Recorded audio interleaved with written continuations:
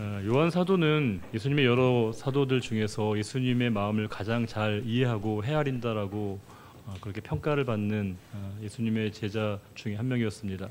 예수님 곁에 여러 명의 제자가 있었지만 특히나 이 요한 사도는 그 누구보다 예수님의 마음을 잘 파악하고 쉽게 얘기하면 예수님의 그 힘기 경호를 잘했던 사도가 바로 요한 사도입니다. 예수님의 그 마음을 너무 잘 헤아려서 예수님이 어디에 마음을 두시고 어디에 마음을 쏟으시는지를 그 어떤 제자보다도 잘 알고 있었던 사람이 요한 사도입니다. 우리가 신학적으로 요한 사도를 가리키는 표현이 BD라는 표현이 있습니다. BD, Beloved Disciple, 애제자입니다. 오죽하면 학자들이 그 요한 사도를 예수님의 애제자라고 평가를 합니다. 그만큼 예수님의 아주 각별한 사랑을 받았던 제자가 바로 이 요한 사도입니다. 그런데 생각해 보면 요한만이 예수님의 특별한, 각별한, 유일한 사랑을 받았다고 보기는 어렵습니다. 예수님이 편애를 했는가? 그렇지는 않습니다. 뭘까요? 예수님의 여러 제자는 다 똑같은 사랑을 받았지만 그 사랑을 느꼈던 제자가 요한이었다고 볼 수 있습니다. 즉 모든 사람에게 예수님이 다 똑같이 균등의 사랑을 베풀었을지는 장담할 수 없으나 모든 사람들이 다 예수님의 사랑을 받았지만 그 요한만큼은 그 사랑을 더 느꼈고 또 그것에 감사했고 또 그것을 표현했던 사도가 바로 요한 사도였습니다. 그러니까 예수님도 요한을 되게 좀 예뻐하시고 또 예수님에게 특별한 마음을 이렇게 보이셨다는 걸 알 수 있습니다. 예수님이 십자가에 달리셨을 때 예수님의 어머니였던 마리아를 부탁했던 제자가 누굽니까? 바로 요한입니다. 그만큼 예수님에게 요한은 매우 긴밀한 관계였다는 것을 알 수 있습니다. 그 요한이 가장 많이 쓰는 말이 바로 사랑입니다. 요한은 그야말로 사랑의 사도라고 불리거든요. 요한하면 사랑이고 사랑하면 요한이라고 우리가 등치시킬 만큼 요한은 아주 특별한 사랑을 많이 강조했던 하나님의 사도였습니다.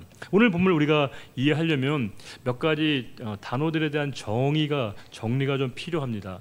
그럼 오늘 본문에 되게 중복해서 반복해서 나오는 두 개의 단어가 있습니다. 하나는 뭐냐면 계명이라는 말이고요. 또 한 단어는 교훈이라고 하는 단어입니다. 그럼 계명과 교훈이라는 단어를 떠올리게 되면 여러분 어떤 느낌으로 받아들이십니까? 계명과 교훈은 어떤 어감으로 받아들이십니까? 여러분 어떠세요? 교훈, 계명 어때요, 여러분? 나는 계명이 너무 좋아. 나는 교훈이 너무 행복해. 여러분 어떠세요? 그 단어 들으면 좀 무겁지 않으십니까? 계명이라고 생각하면 뭔가 좀 딱딱하고 부담이 되고 뭔가 우리가 좀 무겁게 하는, 우리를 짓누르는 그런 뜻을 담고 있는 것이 계명이자 교훈이라는 단어 속의 함의거든요. 그런데 오늘 본문에 있는 계명과 교훈은 조금 다릅니다. 우리 성경에 모든 계명, 모든 율법을 예수님께서는 두 가지로 압축하셨습니다. 뭐죠? 하나님 사랑과 이웃사랑. 이게 예수님께서 모든 계명은 두 가지다. 두 가지지만 또 하나로 묶으면 뭘까요? 사랑이라는 겁니다. 즉 계명은 사랑이고 사랑이 계명이다. 이게 예수님의 메시지입니다. 오늘 요한 사도는 계명이라는 단어와 교훈이라는 단어를 번갈아서 계속 쓰는데 그 말을 우리는 다른 말로 바꿔야 돼요. 뭐예요? 사랑으로 읽어야 됩니다.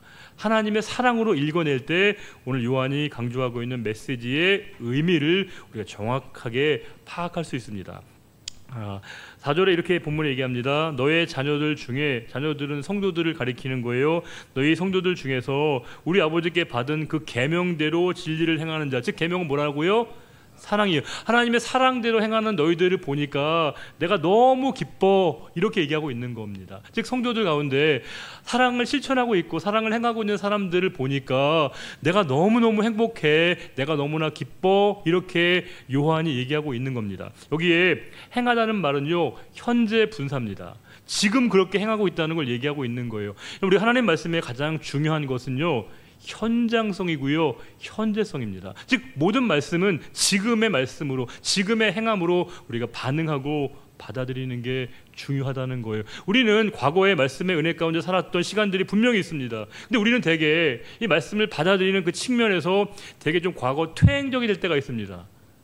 내가 옛날에 그랬는데, 왕년에 그랬는데, 물론 이건 감사한 일이긴 하지만 지금 중요한 건 right now입니다. 지금 당장 하나님 말씀대로 행하고 있는가, 실천하고 있는가가 중요한 것인데, 요한 사도가 성도들을 보니까 지금 그들이 사랑을 행하고 있는 것을 내가 보았을 때 너가 너무 기쁘다, 매우 기쁘다, 심히 기쁘다 이렇게 말하고 있는 겁니다. 여기에서 보다란 말이 휴리스코라고 하는 헬라어 단어인데 이게 의도하고 보는 게 아니에요. 목적하고 다 이렇게 째려보는 게 아니고요. 우연히 본 겁니다. 지나가다 본 겁니다. 이게 뭘까요? 그것이 그들의 평소의 모습이었다라고 하는 거예요. 우리가 어디를 방문한다, 내가 누군가를 지켜보고 있다고 생각하면 의식하거든요. 그렇죠? 우리가 다분히 실제 우리의 모습과 다른 모습이 나올 수 있는데 요한은 그들이 우연히 발견했는데 그들이 사랑을 행하고 있는 것을 보니까 내가 너무 기뻐. 그것이 너희들의 본래 모습이고 습관이고 인격이었다는 걸 내가 알고 너무 기뻐, 매우 기뻐 이렇게 요한이 얘기합니다. 그러면서 5절에 부녀요, 여기 부녀는 교회를 가리키는 말이에요. 교회요, 내가 이제 내게 구하노니 서로 사랑하자. 이는 새 계명같이 내게 쓰는 것이 아니요 처음부터 우리가 가진 것이라. 여기 구하다는 말이 에르토란 말입니다. 이게 우리말 어감에는 잘 드러나지 않는데요, 요한이 정중하게 요청한 뜻입니다. 요한이 지금 노사도이거든요. 지금 예수님의 12제자들 대부분이 세상을 떠났습니다. 지금 교회에 유일하게 나타나 있는, 살아있는, 생존하고 있는 사도는 거의 요한이 유일합니다. 그러면 요한의 지위, 교회 내에서의 역학 구조는 아주 특별한 사람이거든요. 그러면 요한이 할 말이 있으면 어떻게 하면 됩니까? 그냥 하면 돼요. 지시하면 됩니다. 명령하면 돼요. 그런데 지금 요한은 그렇게 하지 않았다는 거예요. 매우 예의 있게, 매우 정중하게 그렇게 절차에 따라 마치 부탁하는 것처럼, 요청하는 것처럼 이야기하고 있다는 겁니다. 여러분, 요한이 어떤 사도라고요? 사랑의 사도라고요. 사랑은 중요한 정의가 있습니다. 우리가 요한복음 고린도전서 13장에서 사랑에 대한 여러 정의할 때 사랑은 오래 참고, 사랑은 온유하며, 그 다음에 뭐예요? 사랑은 무례히 행치 않는 것입니다. 사랑은요, 예의를 지키는 것입니다. 우리는 막 격이 없이 한다고 하면서 이렇게 쉽게 말하고 편하게 행동하는 것이 마치 우리가 상대방과 되게 가까운 친밀감과 친근함의 표현이라고 생각할 때가 있지만, 진짜 사랑은 뭐예요? 선을 지키는 것입니다. 말의 수준을 유지하는 겁니다. 요한은 지금 충분히 그의 권위로 성도들에게 마음껏 지시하고 명령할 수 있을 법하지만 그렇게 하지 않고요, 정중하게 예의를 갖춰서, 그게 사랑이라는 거죠. 사랑이라는 건 실제로 그의 삶으로, 언어로 그것을 보여주는 것을 의미하는데, 요한은 지금 성도들에게 정중하게 아주 예의를 갖춰서 깍듯하게 부탁하는 노사도의 품격과 인격의 수준을 보여주고 있습니다. 그러면서 뭘 구하고 있는가, 무엇을 그들에게 부탁하고 있는가, 뭐의 내용이 뭐죠? 서로 사랑하라는 겁니다. 서로 사랑하라는 말은, 이 말은 명령형이 아니죠. 청유형이죠. 이건 뭐냐면 서로 사랑하라고 명령할 때는 책임을 누구에게 전가하는 거예요? 상대방에게 전가하는 겁니다. 자기와 선을 긋는 거예요. 그런데 이 말은 뭐예요? 너희들만 사랑해 이렇게 얘기하는 게 아니고 뭐죠? 같이 하자는 거예요. 함께 하자는 겁니다. 나부터 그렇게 하겠다는 거예요. 너희들만 내가 사랑하도록 내가 지금 얘기하는 게 아니라 나부터 먼저 솔선수범을 보이고 내가 먼저 사랑할게. 그러니 너희들도 함께 사랑해. 우리가 함께 사랑하는 게 맞아. 함께 사랑합시다. 이렇게 요한 사도가 권면하고 있는 거예요. 그런데 그 사실을 무엇이라고 표현하고 있는가? 새 계명으로 표현하고 있다는 겁니다. 우리가 새 계명이라는 단어를 생각해 보면, 새 계명이 있으면 또 뭐가 있어야 돼요? 새가 있으면 뭐가 있어야 돼요? 그렇죠. 옛 계명이 있는 겁니다. 그럼 옛 계명은 뭘까요? 우리가 옛 계명을 알려면 새 계명이 뭔지를 좀 알아야 하지 않겠습니까? 그럼 새 계명을 말씀하신 분이 계십니다. 누구시죠?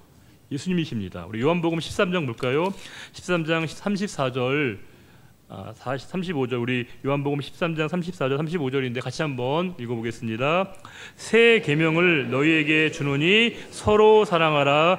내가 너희를 사랑한 것 같이 너희도 서로 사랑하라. 너희가 서로 사랑하면 이로써 모든 사람이 너희가 내 제자인 줄 알리라. 예수님이 말씀하신 새 계명이 뭐라는 걸까요? 서로 사랑해라. 이게 주님의 명령이고요, 새 계명이었습니다. 자, 그러면 옛 계명은 뭘 의미하는 걸까요? 옛 계명은 율법이거든요. 율법의 본질적인 그 정신은 뭘까요? 율법이 율법으로 기능하게 된 가장 중요한 것은 언약입니다. 언약은 뭐냐면 관계를 얘기하는 거예요. 하나님은 그들의 하나님이 되시고 너희는 나의 백성이다라고 하는 언약 관계 속에서 이 율법을 주신 겁니다. 이 계명을 주신 거예요. 그런데 언약은 우리가 계약이란 말과 되게 비슷해 보이지만요, 언약과 계약은 좀 달라요. 언약은 어떤 성격이 있습니까? 계약은요 쌍무적인 거예요. 쌍방인 겁니다. 언약은요 좀 일방적인 겁니다. 이스라엘 백성들이 늘 하나님 말씀대로 행했기 때문에, 언약 백성대로 살았기 때문에 하나님이 그들에게 똑같은 사랑을 베푸신 게 아닙니다. 때로는 그들이 하나님을 배신하고 멀리하고 하나님으로부터 떠났지만 하나님은 그들에 대한 하나님의 사랑을, 하나님의 의도를 포기하지 않으셨다는 거예요. 물론 그들에게 하나님 백성답게 살기를 원하셨지만 때로는 그들이 그렇게 하지 못한다 할지라도, 때로 그렇게 하지 않는다고 할지라도 하나님이 일방적으로 당신께서 그들과의 관계를 파기하지 않으셨다는 거예요. 이게 바로 언약입니다. 그런데 이제는 뭐예요? 너희가 이제 함께 지키라는 겁니다. 함께 사랑하라고 하는 겁니다. 이제 과거의 이 하나님의 언약은 하나님의 일방적인 사랑의 크기를 보여줬다고 한다면 지금의 새 계명은 뭐예요? 같이 사랑하라고 하는 겁니다. 그때는 이스라엘 백성들이 마치 언약에서부터 그 말씀대로 지키지 않아도 하나님이 그 언약을 신실하게 지키시는 분이셨지만 이제 너희는 말씀대로 행해야 돼, 뜻대로 행해야 돼. 그게 뭐라는 거예요? 함께 사랑하는 것, 같이 사랑하는 것. 이것이 바로 새 계명이라고 주님이 이미 일러주셨습니다. 이거는 양보할 수 있는 게 아닙니다. 누구 특정한 사람에게만 적용되는 게 아니고요, 우리 모두가 다 이 말씀 앞에 서야 된다는 거예요.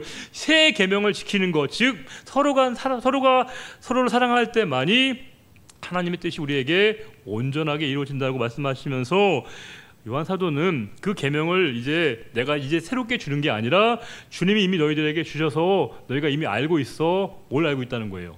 우리가 서로 사랑해야 한다는 것을 너희가 이미 알고 있다, 이렇게 얘기하는 겁니다. 그러면서 6절에 조금 더 구체적으로 설명하고 있습니다. 사랑은 이것이니 우리가 뭐라는 거예요?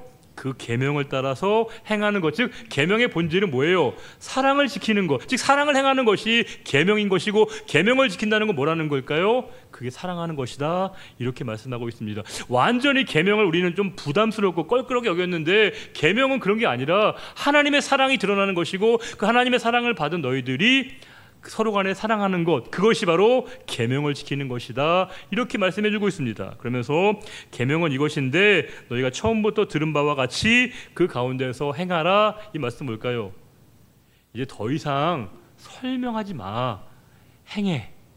더 이상 말로 그것을 진술하지 말고 직접 사랑을 보여줘, 이렇게 말씀하고 있습니다. 사랑에 대한 정의를 말하는 수없이 많은 사람들의 표현이 있습니다. 주옥 같은 말입니다. 그러나 그 말이 힘을 가지려면 뭐예요? 생명을 불어넣으려면 행하라는 겁니다. 지금 사랑을 실천하라고 말씀하고 있습니다. 너희가 그냥 말만 하지 말고, 언어로 진술만 하지 말고, 설명만 하지 말고, 이제 더 이상 입이 아니라 너희들의 행함으로 사랑을 보여줘야 돼. 그게 계명을 지키는 것이고 새 언약에 따라 새 계명을 지키는 것이야, 이렇게 말씀해 주고 있습니다. 그러면서 뒤에 7절부터는 조금 다른 상황이죠. 미혹하는 자가 세상에 많이 나왔나니 이는 예수 그리스도께서 육체로 오심을 부인하는 자라. 이런 자가 미혹하는 자요 적 그리스도라고 되어 있습니다. 여기 미혹하는 자는 플라노스인데 원문에 그대로 번역하면 길을 잃어버리게 만드는 길을 잃게 만드는 사람, 이게 바로 플라노스입니다. 즉 그들이 미혹하는 자들인데 성도들에게 길을 잃게 만드는 자들이래요. 근데 그들의 특징이 뭐예요? 주님께서 육체로 오심을 부인하는 자들이라고 얘기합니다. 여러분 익숙하시죠? 지난주 설교 좀 기억하시면 예수님 육체로 오시는 것을, 즉 성육신한 것을 부인하는 사람들 누구죠? 영지주의자들이라고 얘기했습니다. 영지주의자들은 예수님 이 땅에 인간의 몸을, 우리처럼 몸을 입고 오신 것을 부정하고요, 부인했습니다. 근데 그들은 미혹하는 자라고 얘기합니다. 아주 단호하게 그들은 적그리스도라고 얘기하고 있습니다. 왜일까요? 이 영지주의자들의 그 입장이 갖고 있는 가장 치명적인 문제는 뭘까요? 영지주의가 왜 그렇게 문제가 되는 거예요? 예수 그리스도의 성육신 사건은 뭘 말하고 있는 걸까요? 그것은 바로 우리를 향하신 하나님의 사랑의 표현입니다. 우리를 향하신 하나님의 증거입니다. 우리를 향하신 하나님의 사랑의 완결입니다. 하나님이 어떻게 우리를 사랑하셨는가를 보여주기 위한 가장 대표적인 하나님의 사랑의 현실, 증거, 완성, 그것이 바로 성육신인데, 예수님의 성육신 사건을 부정한다? 이건 뭘 의미하는 걸까요? 하나님의 사랑을요 관념적으로 만드는 겁니다. 사변적으로 만드는 거예요. 공허하게 만드는 겁니다. 하나님의 사랑이 마치 실제하지 않는 것처럼, 현실적이지 않는 것처럼 만드는 거예요. 그러나 예수님이 이 땅에 인간의 몸을 입고 오심으로 말미암아 하나님께서는 우리에 대한 당신의 사랑을 확증해 주신 겁니다. 예수 그리스도의 이 성육신 사건은 하나님이 우리를 얼마나 구체적으로 사랑하셨는가를 보여주는 하나님의 표현이었다는 거예요. 증거라고 하는 겁니다. 근데 그 증거를 부인한다는 건 오늘 말씀 뭐예요? 적그리스도라고 아주 단호하게 얘기하고 있습니다. 적그리스도가 뭐예요? 빨간 그리스도인가요? 붉은 그리스도인가요? 어때요? 그리스도와 대적하는 것이다. 그리스도의 반대편에 있는 것이다. 이렇게 단호하게 얘기합니다. 그러면서 오늘 설교의 제목이기도 합니다. 8절 읽어보겠습니다. 너희는 스스로 삼가 우리가 일한 것을 잃지 말고 오직 온전한 상을 받으라. 여기서 우리가 일한 것은 계명을 얘기합니다. 아까 계속 얘기했던 그 계명, 즉 사랑을 얘기하는 거예요. 너희가 그 계명, 즉 사랑을 잃어버리면 안 돼라고 얘기하면서 요한 사도가 우리에게 부탁하고 있는 게 뭐냐? 뭘 받으라는 거예요? 온전한 상을 너희가 받기를 바래. 이게 요한 사도의 당부입니다. 그러면 우리가 알아야겠죠.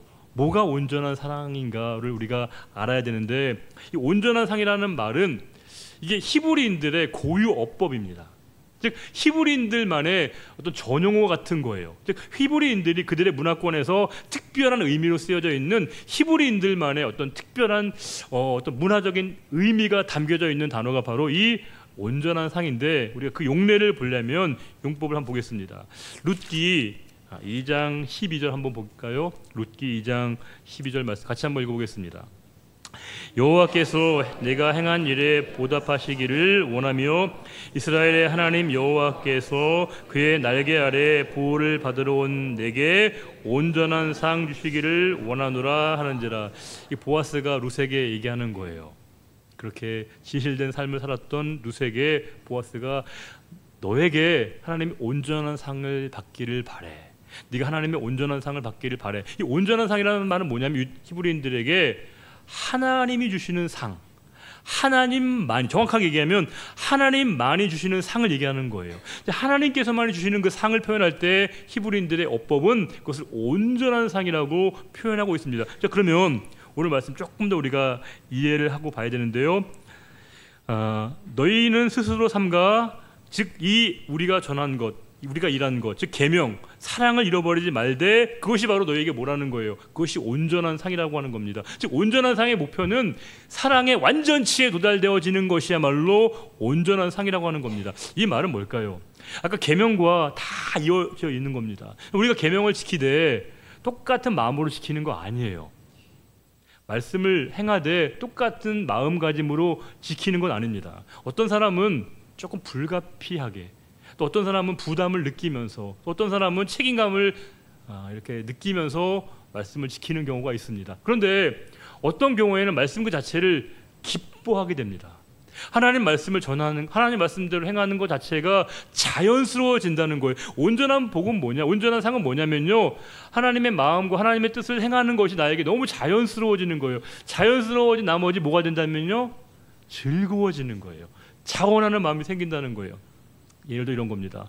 오늘 여러분 주일이지 않습니까? 아침에 오늘 딱 아침에 깨셨을 때, 오늘 주일인데 어떤 생각으로 잠이 깨셨나요? 오늘 아침에 딱 깼을 때, 주일이, 오늘 딱 깨보니까 주일이잖아요. 어땠어요? 벌써 주일이야, 벌써. 한 주가 왜 이렇게 빨라, 한 주가 이렇게. 어제 예배 드린 것 같은데 또 예배 드리네. 혹시 이런 생각으로 예배 드신 분 한 분도 안 계시죠? 어때요, 여러분? 너무 감사하다, 너무 감사하다. 또 주일이 되었다니. 그럼 올해일 되면 벌써 우리가 어떤 날에 마음이 있습니까? 주일에 예배를 향한 여러분들의 갈망. 그렇죠, 여러분. 우리가 예배를 드린다는 건 성도의 중요한 책임이고요. 우리가 주일 성수하는 건 매우 중요한 겁니다. 근데 우리는 우리가 책임감만으로 이 일들을 행하는 게 아닙니다. 우리가 자연스러워지는 겁니다. 우리가 예배를 드리는 게 너무 자연스러워진 나머지 뭐예요? 예배가 기쁨이 됩니다. 즐거움이 됩니다. 이게 바로 뭐예요? 온전한 상을 내가 지금 받고 있다는 겁니다. 예배가 축복임을 아는 것, 예배가 은혜를 경험하게 되는 것이야말로 이미 우리가 온전한 상을 받고 있다는 겁니다. 우리가 봉사와 섬김을 하면서, 교회 일을 하면서 마음이 어려워지고 또 시험 든다고 얘기하는 그 이유가 뭘까요? 우리가 어떨 때 마음이 힘들고 어려워지고 또 우리가 시험 드나요? 왜 맨날 나만 불러? 왜 맨날 나만 시켜? 우리 목사님은 꼭 나한테만 전화해. 이렇게 생각할 수도 있지 않습니까? 혹은 내가 정말 그 일들을 특별하니까 나를 부른 것이지, 알량한 자존심 때문에 그 일을 할 수 있습니다. 내가 누구보다 잘하니까 이 일을 맡긴 것이지, 이런 우리에게 알량한 자존심이 나에게 그 일을 하게 할 수도 있지만 더 중요한 마음이 우리에게 드는 지점이 있다는 겁니다. 너무 그것이 자연스러워지게 된다는 거예요. 하나님이 나를 그 일에 불러주신 게 너무 우리에게 자연스러워지고요. 하나님의 일을 할 수 있다는 것, 하나님의 일에 내가 동역자로 쓰임 받았다는 게 기뻐지는 것, 이게 바로 뭐라는 거예요? 온전한 상을 받고 있다는 겁니다. 우리가 봉사와 섬김의 자리에 기쁨으로 임하고 있다면 우리가 이미 뭐예요? 온전한 상을 받았다는 뜻입니다. 우리가 예배와 기도와 섬김의 자리 가운데 먼저 우리가 그 앞에 나가고자 하는 마음이 생긴다면 뭐라는 거예요? 온전한 상을 받았다는 것입니다. 요한 사도는 너희가 하나님의 사랑하는 그 마음에 완전치 이르길 바라면서 그게 뭐냐? 너희가 도달돼야 될, 얻어야 될 온전한 상이야, 이렇게 말하고 있습니다.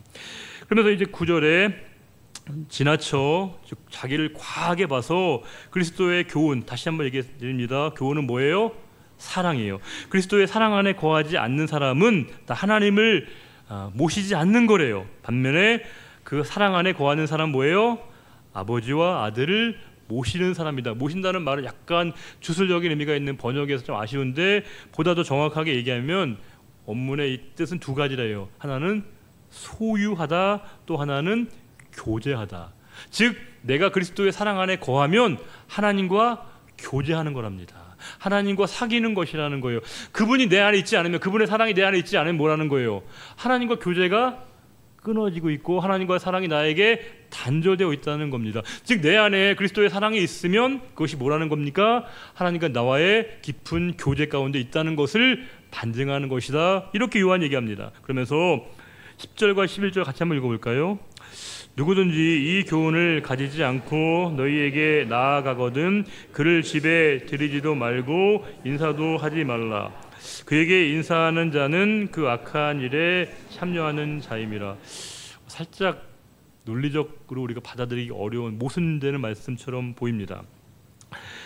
이 말씀이죠. 이런 뜻입니다. 당시에는 이제 교회가 모든 교회마다 목회자가 있는 게 아니었습니다. 목회자 수가 절대적으로 부족했습니다. 그래서 한 교회를 한 목회자가 감당하고 섬기는 게 어려웠기 때문에 여러 교회를 맡아서 섬기고 있고, 그 교회를 목양하고 또 그 교회에 가서 말씀을 전하는 사람들을 우리가 순회 전도자라고 불렀습니다. 이분들은 어느 한 교회에 소속되기보다는 여러 교회를 다니면서 목양을 하고 목회하고 말씀을 전하는 사람을 순회 전도자라고 불렀습니다. 근데 이분들이 되게 수고를 많이 하지 않습니까? 그래서 교회는 이분들을 잘 섬기는 것, 그분들 예우하는 것이 교회의 하나의 문화이고요, 미덕이었습니다. 그분들을 존중하는 게 교회의 아름다운 되게 좋은 어떤 습관 같은 거였거든요. 그런데 문제는 교회에서 떠난, 교회에서 이렇게 축출당한 그 영지주의자들이 이 순회 전도자들을 아주 잘 받아들이는 아름다운 이 미덕을 그들이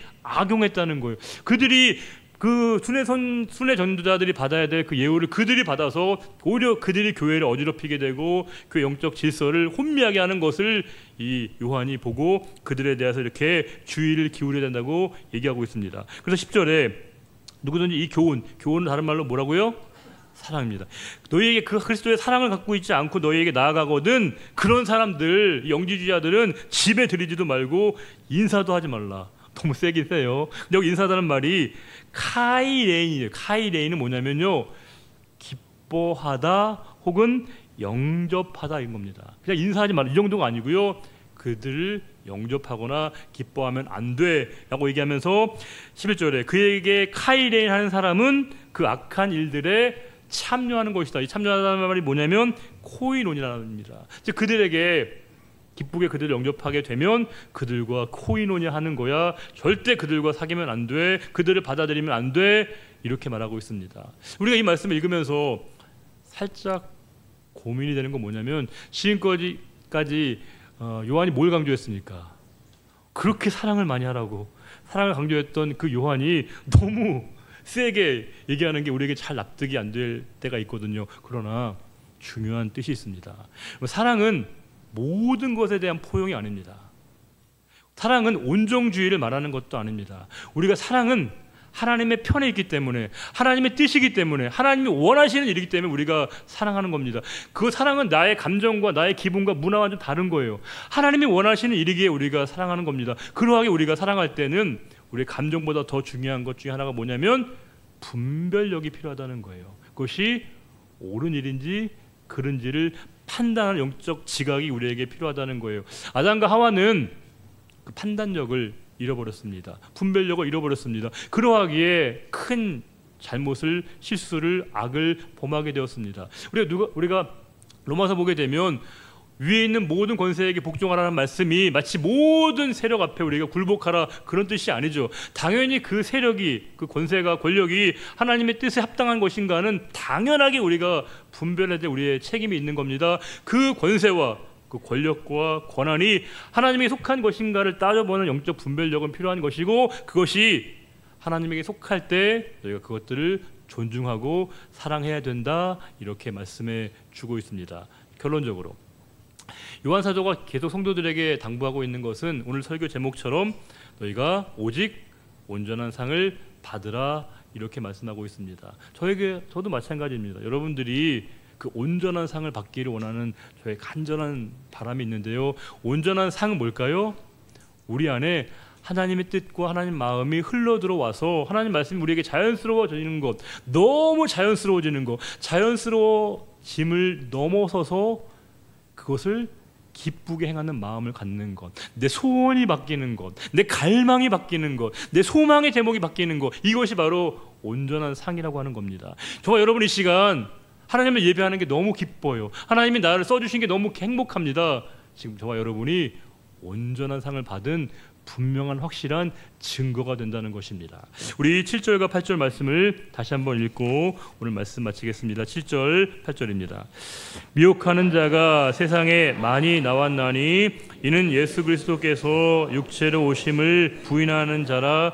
이런 자가 미혹하는 자요 적 그리스도니 너희는 스스로 삼가 우리가 일한 것을 잃지 말고 오직 온전한 상을 받으라. 아멘. 하나님, 우리는 계명하면, 교훈하면, 율법하면 딱딱하고 우리가 참으로 우리에게 부담스럽게 여겨졌는데, 그러나 계명의 본질, 그것이 바로 사랑임을 알게 하셔서 감사합니다. 하나님, 우리가 말씀대로 행하되 언제나 우리가 하나님을 향한 사랑을 점검하기를 원합니다.